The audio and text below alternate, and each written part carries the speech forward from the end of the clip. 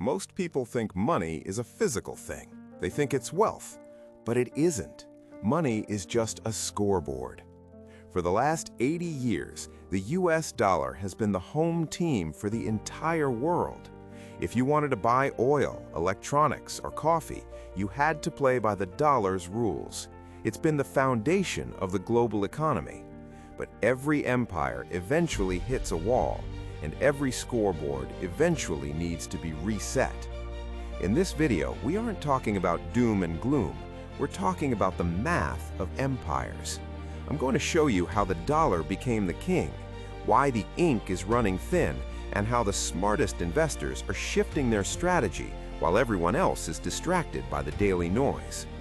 Once you understand how the game is rigged, you stop being a pawn and start being a player.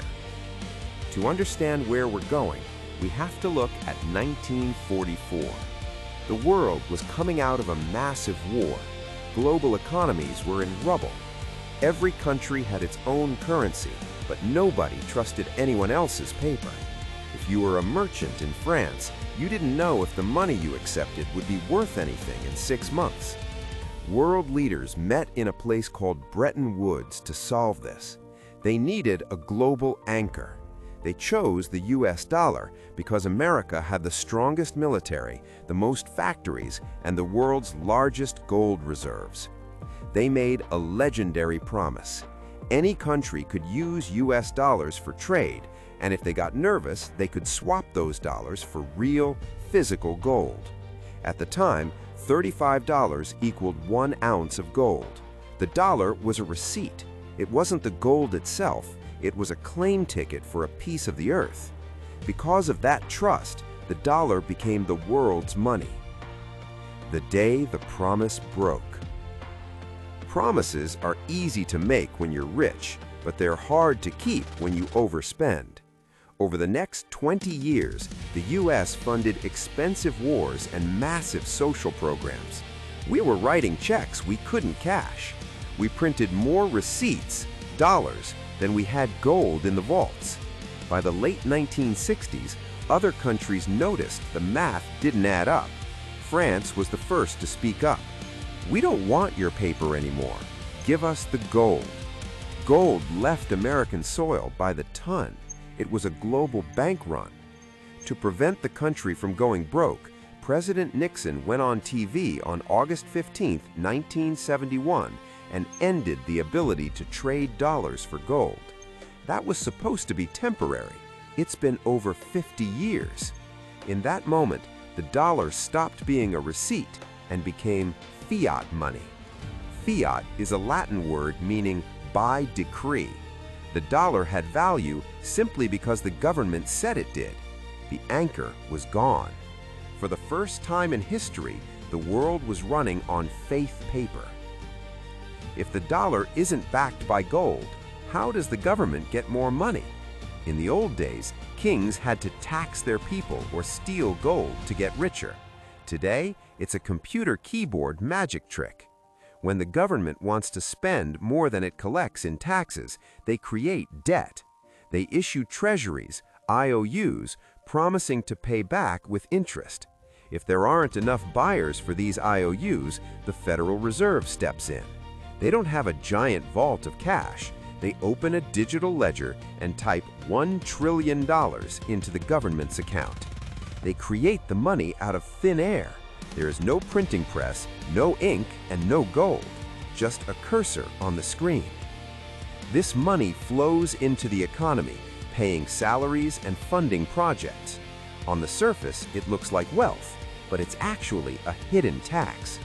Every time a new dollar is typed into existence, the dollars already in your pocket become a little less rare, and when something is less rare, it is less valuable. History is a graveyard of strong currencies. From the Roman denarius to the British pound, the pattern is the same. The empire becomes the world leader. The empire spends more than it earns to maintain that power. The empire debases its money, or dilutes it. People lose faith, and a new system emerges.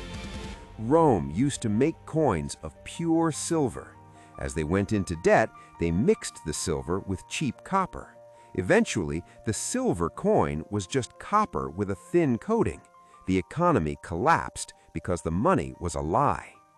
Today, we use digital bits instead of copper, but the math is identical. You cannot print your way to prosperity. You can only print your way to a reset. Nations like China, India, and Brazil see this. They're tired of their economies being tied to a dollar that's being printed into oblivion. They're starting to settle trades in their own currencies. This de-dollarization is a change in the weather we should all pay attention to. What are the smart people doing? They're not panicking. Panic makes you freeze. Education makes you free. They're shifting their scorecard. They're moving away from paper wealth toward reality wealth. Think of it this way. If you were on a desert island, would you rather have a suitcase of million-dollar bills or a fishing net and a water filter? Paper is a promise that can be broken. Reality is something that has value because of what it is. Here is the strategy. Own hard assets. The government can print $1 trillion, but they cannot print an acre of fertile land, an ounce of gold, or a barrel of oil. Smart money moves into physical things. Own productive assets. Invest in businesses that provide things people need, not just things they want. Companies that own the machinery of life can raise their prices to keep up with inflation. Own your education. The biggest mistake people make is thinking the world ends where their border ends. Global diversification is key. Spread your wealth across different types of assets so one country's mistake doesn't ruin your family's future. The dollar might not disappear tomorrow. It will likely remain the dominant player for a while, but its superpower days, the days where it could do whatever it wanted without consequences, are over. We're moving into a multipolar world. You have to be smarter, more diversified, and more aware.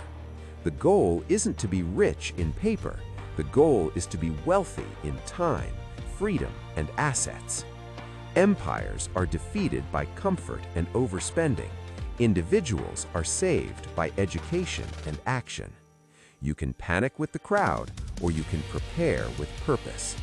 Opportunity doesn't go away when a currency breaks.